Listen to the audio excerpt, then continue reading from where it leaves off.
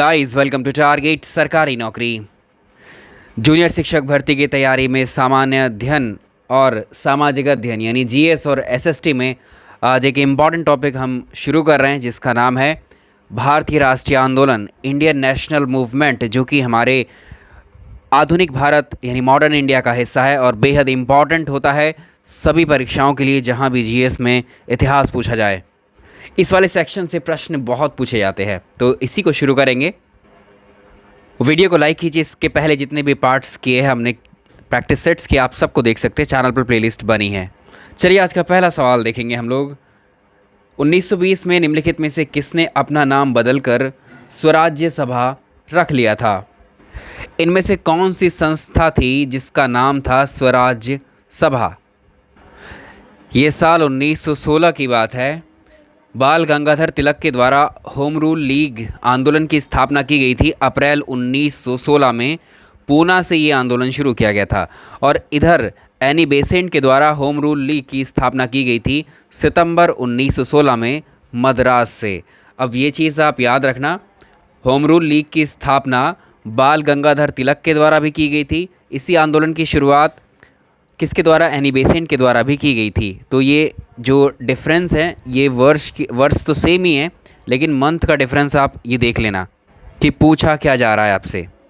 और इसी all India home rule league ने साल 1920 में अपना नाम चेंज करके क्या रखा था? स्वराज्य सभा। तो इसका आंसर हो जाएगा ए ऑप्शन। इसका आंसर होगा option A. All India home rule league का नाम बदलकर स्वराज्य सभा 1920 में किया गया था। तो स्थापना के नाम पर क्वेश्चन का आंसर होगा बाल गंगाधर तिलक, और ये इन्होंने बाद में ही शुरू किया था, तो इनके नाम पर भी प्रश्न बना हुआ है। कभी कभी दोनों को ऑप्शन में दे देता है, दोनों व्यक्तियों के नामों को। सवाल नंबर सेकंड आज का, भारतीय राष्ट्रीय कांग्रेस की स्थापना किस वर्ष की गई थी? भारतीय राष्ट्रीय कांग्रेस की स्थापना वर्ष 1885 में की गई थी। कांग्रेस के द्वारा रिटायर्ड अधिकारी A.O. ह्यूम के द्वारा, एलन ऑक्टेवियन ह्यूम ने इसकी स्थापना की थी वर्ष 1885 में। भारतीय राष्ट्रीय कांग्रेस का प्रथम अधिवेशन कहाँ किया गया था? तो भारतीय राष्ट्रीय कांग्रेस की स्थापना की गई थी बॉम्बे में 1885 में, और 1885 में ही इसका पहला अधिवेशन हुआ था बॉम्बे में, जिसकी अध्यक्षता की गई थी W.C. बनर्जी के द्वारा। तो इसका आंसर करेंगे बॉम्बे या मुंबई में। सवाल नंबर नेक्स्ट, निम्नलिखित में से कौन सा एक चंपारण सत्याग्रह का अति महत्वपूर्ण पहलू है? गांधी जी वर्ष 1915 में दक्षिण अफ्रीका से भारत लौटे थे, और गांधी जी की जब एंट्री हुई तो भारतीय राजनीति में, तो इनकी जो शुरुआत हुई वो बिहार के चंपारण आंदोलन से हुई थी। चंपारण कहाँ पर है? ये जगह बिहार में है। और यहीं पर जब गांधी जी चंपारण सत्याग्रह एक्चुअली किस लिए किया गया था?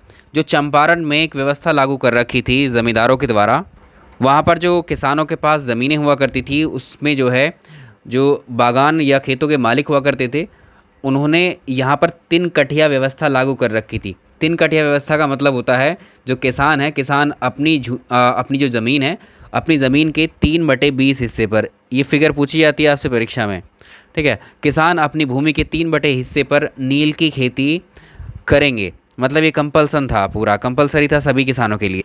इसी को 3 कठिया व्यवस्था कहा गया। और ये नील की मांग जो है इस समय बिल्कुल ठप हो चुकी थी और किसानों पर ये बर्डन, ये बोझ अतिरिक्त पड़ रहा था।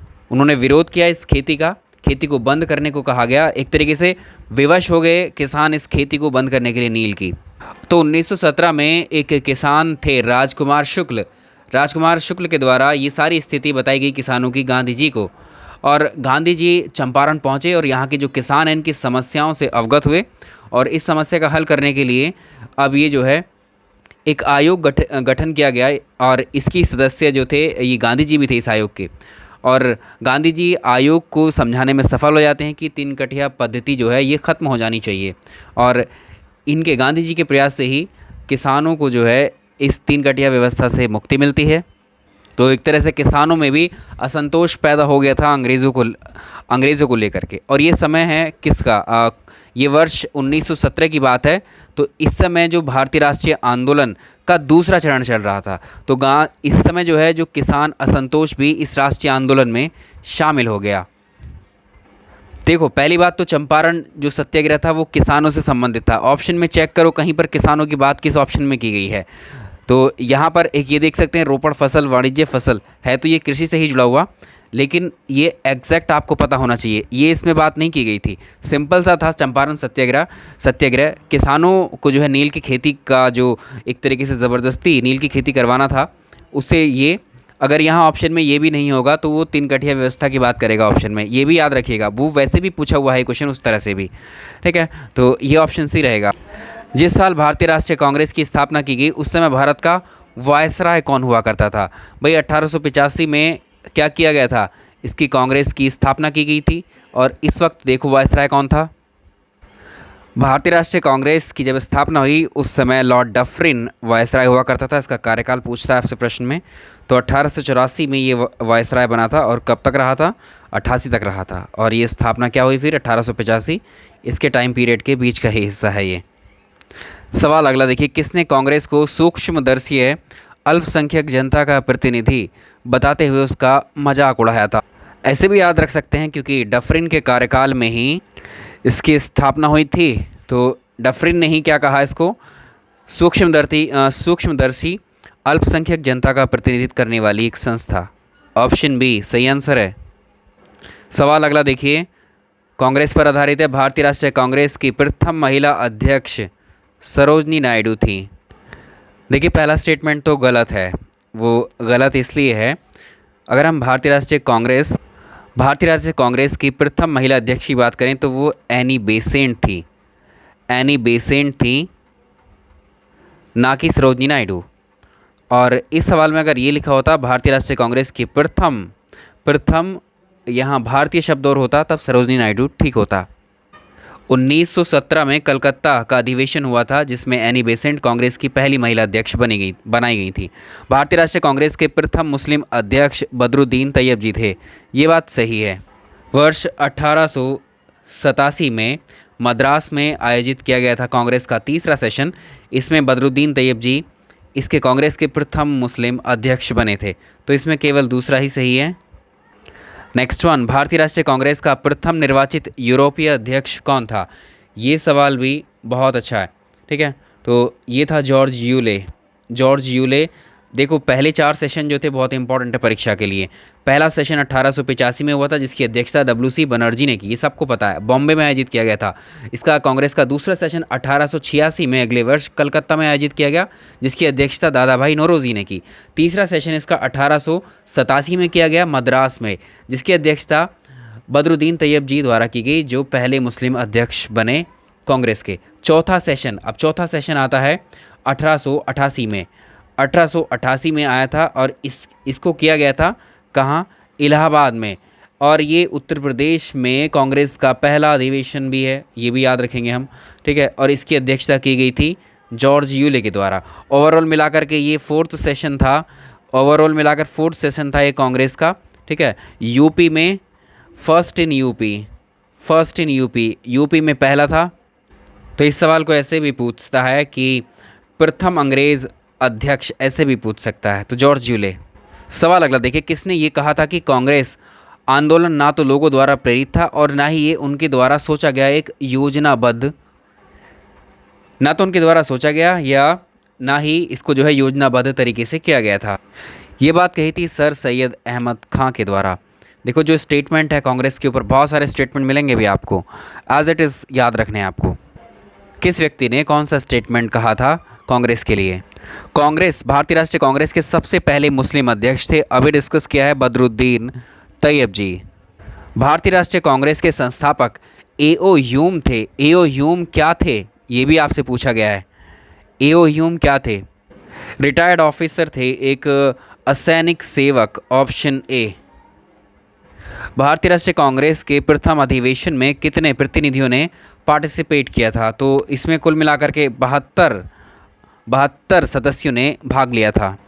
वर्ष 1885 में भारतीय राष्ट्रीय कांग्रेस के महासचिव कौन थे? देखिए याद रखिएगा, इसके जो महासचिव थे वो A.O. ह्यूम ही थे। A.O. ह्यूम इसके संस्थापक थे और इसके महासचिव भी थे, लेकिन इन्होंने कभी भी किसी भी सेशन की अध्यक्षता नहीं की, यानी कभी अध्यक्ष नहीं रहे भारतीय राष्ट्रीय कांग्रेस के। संस्थापक प्लस महासचिव थे ये। अच्छा सवाल है, उन्होंने मैजिनी, गैरिबाल्डी, शिवाजी, श्री कृष्ण की जीवनी लिखी। वे अमेरिका में कुछ समय के लिए रहे और केंद्रीय सभा के भी सदस्य निर्वाचित हुए थे। वे कौन थे? इतना इंडिकेशन दिया है आपके लिए। Lala Lajpat Rai, option C. भारतीय राष्ट्रीय कांग्रेस के सेकंड सेशन, दूसरे अधिवेशन की अध्यक्षता किसके द्वारा की गई थी? देखो, भारतीय राष्ट्रीय आंदोलन का जो पहला चरण था, प्रथम चरण, उसमें भारतीय राष्ट्रीय कांग्रेस की स्थापना की गई थी। यहीं से शुरू हो रहा है सब कुछ, ठीक है। तो इसलिए कांग्रेस के क्वेश्चंस इसमें पूछे जा रहे हैं आपसे। जो क्रांतिकारी आंदोलन है वो इसके सेकंड फेज में होते हैं। दूसरा अधिवेशन 1886 में हुआ था और इसकी अध्यक्षता की थी दादा भाई नौरोजी ने। तो कांग्रेस का सेकंड अधिवेशन भी याद रखेंगे कहाँ पर हुआ था, ये कलकत्ता में हुआ था, जिसकी अध्यक्षता दादा भाई नौरोजी के द्वारा की गई थी। सवाल अगला देखिए, महात्मा गांधी के साथ निम्न में से किस मुसलमान ने या किन मुसलमानों ने बाल गंगाधर तिलक की अर्थी उठाई थी? ये सब यूपीपीएससी, बीपीएससी, आईएएस के लेवल पर पूछे जा चुके हैं प्रश्न पहले। बहुत सारे लोग यहाँ कमेंट करते हैं कि जो है लेवल बहुत कम है क्वेश्चंस का। अरे यही तो आते हैं, एक टॉपिक आपने पढ़ लिया, मान लिया भारतीय राष्ट्रीय आंदोलन पढ़ लिया आपने इतिहास में, वो सब चीज़ें आप जान जाएंगे। वही प्रश्न आईएएस लेवल पर है, उनको कॉन्सेप्चुअल लेवल पर बढ़ा दिया जाता है, उनका जो स्तर है उन प्रश्नों का, और सीधे फैक्ट पहले पूछ लिए जाते थे। लेकिन अब फैक्ट का चलन आईएएस वगैरह में कम है। तो लेकिन प्रीवियस ईयर्स में तो ये पूछे जा चुके हैं पहले, जब कभी फैक्ट का कुछ कुछ क्वेश्चंस आते रहते हैं यूपीएससी में। और लेकिन यूपीपीसीएस में तो बहुत ही फैक्ट पे क्वेश्चन पूछे जाते हैं, बीपीएससी में, स्टेट पीसीएस में तो पूछे ही जाते हैं। और इनका लेवल ही क्या है, क्योंकि जब टॉपिक पढ़ते हैं तो ये सब पढ़ना ही होता है हमें। तो ये थे शौकत अली। अभी प्रश्न ऐसे ही पूछा गया तो उसका जवाब भी आपको पता होना चाहिए, ये भी एक फैक्ट है। निम्न में से कौन एक भारतीय राष्ट्रीय कांग्रेस से कभी संबद्ध नहीं रहे? सर सैयद अहमद खान कभी संबद्ध नहीं रहे। निम्न में से कौन सा भारतीय राष्ट्रीय कांग्रेस का अध्यक्ष कभी नहीं चुना जा सका? ये थे तिलक, बाल Gangadhar Tilak, option D. Next देखेंगे, करो या मरो का नारा निम्नलिखित आंदोलनों में से किसके साथ संबंधित था? भारत छोड़ो आंदोलन की शुरुआत 1942 में हुई थी, वर्ष पूछता है, और इसी के दौरान गांधी जी के द्वारा करो या मरो का नारा दिया गया था। अखिल भारतीय कांग्रेस की प्रथम महिला अध्यक्ष थी एनी बेसेंट। तो एनी बेसेंट इसका सही आंसर रहेगा। एनी बेसेंट पहली प्रथम महिला अध्यक्ष को पूछ रहा है। अगर पूछता प्रथम भारतीय महिला अध्यक्ष तब सरोजिनी नायडू करेंगे। चलिए, आ गया है वैसा प्रश्न भी, कांग्रेस की प्रथम भारतीय महिला अध्यक्ष तब सरोजिनी नायडू। एक और प्रश्न है कांग्रेस पर ही, भारतीय राष्ट्रीय कांग्रेस का प्रथम अधिवेशन कलकत्ता में नहीं बॉम्बे में हुआ था। बॉम्बे में हुआ था, कलकत्ता में नहीं हुआ, तो ये गलत हो जाएगा। भारतीय राष्ट्रीय कांग्रेस का दूसरा अधिवेशन कलकत्ता में हुआ था, दादा भाई नौरोजी ने इसकी अध्यक्षता की थी। भारतीय राष्ट्रीय कांग्रेस और मुस्लिम लीग दोनों लखनऊ में 1916 के अधिवेशन में मिले थे और इसे लखनऊ समझौता संपन्न हुआ था। तो कांग्रेस और मुस्लिम लीग के बीच में राजनीतिक सहमति बनाने के लिए लखनऊ पैक्ट पर हस्ताक्षर किए गए थे 1916 में। तो ये दोनों बातें सही होती हैं, दूसरी और तीसरी, पहली वाली गलत है। इसका आंसर करेंगे ऑप्शन सी। देखिए, कुछ क्वेश्चंस, आपके बहुत सारे प्रश्न ऐसे होते हैं जब हम प्रैक्टिस कराते हैं आपकी, पहले से आपने पढ़े होते हैं, तैयारी की होती है। कभी कभी ऐसा भी होता है कि ज़्यादातर मैक्सिमम क्वेश्चंस आपको पता ही होते हैं। इतिहास पहले लिखा जा चुका है, फिक्स हो गया है, ये बीते हुए इतिहास में कोई बदलाव नहीं कर सकता। इसलिए जो क्वेश्चन का लेवल है फैक्ट के तौर पर तो यही रहेगा जो भी हम करते हैं डिस्कस, ठीक है। जिनको ये प्रश्न आते हैं तो उनको लगता है सिंपल है, लो स्तर है, और जिनको नहीं आते हैं वही उनके लिए टफ भी हो जाता है। तो यही है कि आप बार बार प्रैक्टिस करते रहें, चाहे क्वेश्चन कैसा भी हो, सिंपल हो तो उसको आपको जो है ज़्यादा एक बार अगर आप देख लेंगे तो ज़्यादा समय तक आपको याद रहेगा। और परीक्षाओं तक ये याद रखना होता है हमें। परीक्षा के बाद में आप जब जॉब पे चले जाएंगे तो आपसे कोई नहीं कहेगा कि आप ये बताओ या वो बताओ, सिर्फ परीक्षाओं तक सीमित हैं ये सब फैक्ट जो हैं। लेकिन इनको आपको हमेशा ऐसा याद रखो कि हमेशा इनको अपने जीवन में आपको उतार के रखना है। कुछ समय के लिए नहीं पढ़ना चाहिए कभी भी, लॉन्ग लास्टिंग बनाइए इसको। चलिए, इस सवाल को देखिए, निम्न में से भारतीय राष्ट्रीय कांग्रेस के किस अधिवेशन में बाल गंगाधर तिलक ने अभिव्यक्त किया था कि स्वराज मेरा जन्मसिद्ध अधिकार है, मैं इसे लेकर रहूँगा? चलिए, इसका आंसर होगा लखनऊ अधिवेशन 1916 में।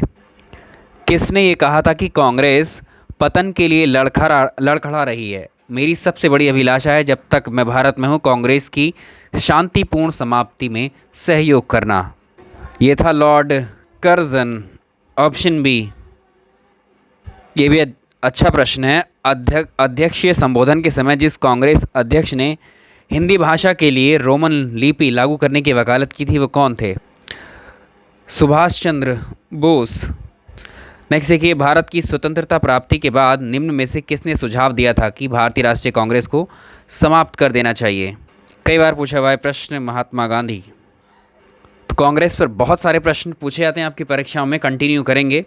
बहुत सारे इवेंट हुए थे इन अधिवेशनों के तहत जो सीधे सीधे परीक्षा में पूछे जाते हैं। जैसे वंदे मातरम कब गाया गया था, है ना, जनगण मनगढ़ पहली बार कब गाया गया था, ठीक है। गांधी जी ने कौन से अधिवेशन की अध्यक्षता की थी, सुभाष चंद्र बोस के द्वारा कौन से अधिवेशन की अध्यक्षता की थी।